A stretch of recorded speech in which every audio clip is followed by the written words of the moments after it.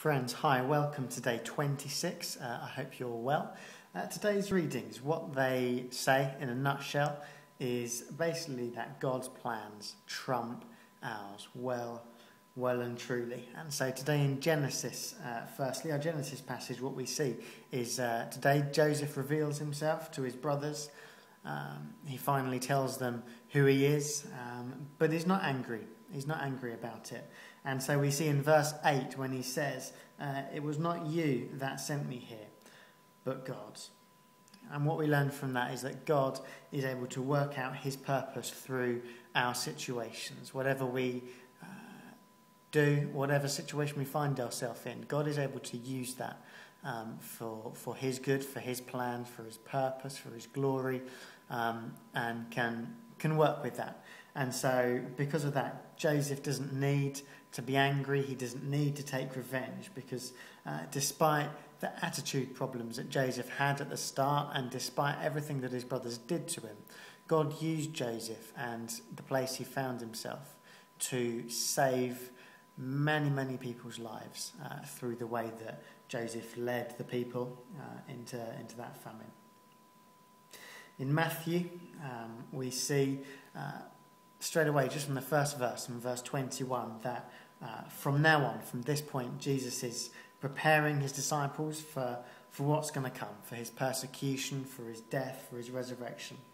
And so today we see Peter meaning well. He sticks up for Jesus and he's not comfortable with the idea of what's coming. And he says, no, Jesus, no, it can never happen to you.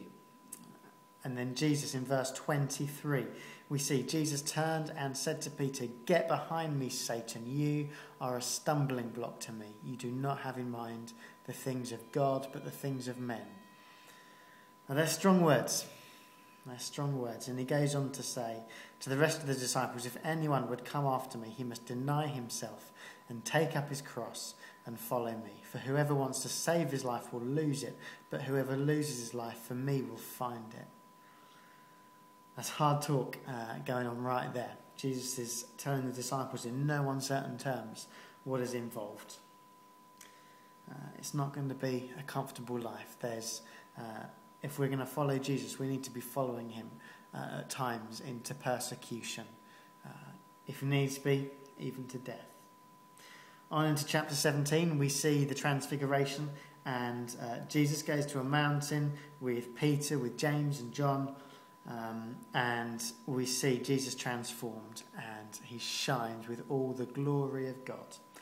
And Peter, again, he talks his way through it, oblivious to what's going on. And so we see to him, there's Jesus shining, it says, like the sun. His clothes become white, and there's Moses and Elijah appear there with Jesus. It's a pretty impressive sight.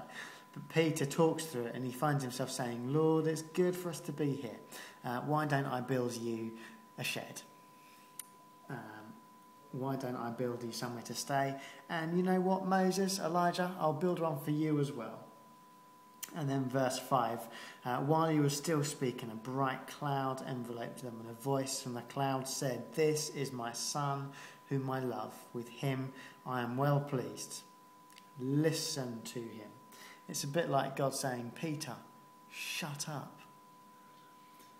Peter, the poor guy, isn't having a good time today. Yesterday, he was the hero. He was the guy that Jesus said, with your faith, this is what I'm going to build my church on. And that just tells me that no amount of spiritual experience can protect us or keep us safe from messing up or from falling. We need to be constantly on the ball all the time. And so today, in our readings, there's two very different aspects of Jesus that we see, recorded kind of one after the other. Firstly, we see, if you like, the suffering servant of Jesus saying that he's going to be persecuted, he's going to be killed, and we need to do the same. And then straight after, we see this glorious picture of Jesus shining like the sun in all his glory, this picture of the Messiah, if you like. And they're not separate. They're one and the same, and they contribute to each other. And then at the Transfiguration, we see, firstly, there was a voice from heaven saying, "This is my son whom I love, with whom I am well pleased." Not for the first time. We saw that, if you remember, when Jesus was baptized.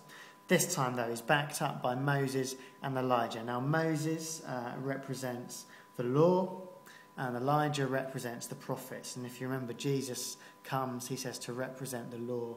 Not to represent, to fulfill the law and the prophets. So it's like we're kind of now coming full circle. And Moses and Elijah, they're big characters for the Jews, but they're not there centre stage. They're there just kind of standing around talking to Jesus. Jesus is there centre stage. And so, friends, today maybe we need to, a bit like Peter, stop. Just stop what we're doing, to look and to listen, and remember that it's not about us, but it's all about Jesus. And today we're given a good picture of who Jesus is, with that combination of the suffering servant and the glorious Messiah. And we've seen God's power in Genesis to transform and to use what looks like a bleak situation for good. And so, friends, maybe the encouragement that you need to take today is just to remember and to trust that God can do the same for you. Friends, have a great day, and I'll see you tomorrow. God bless.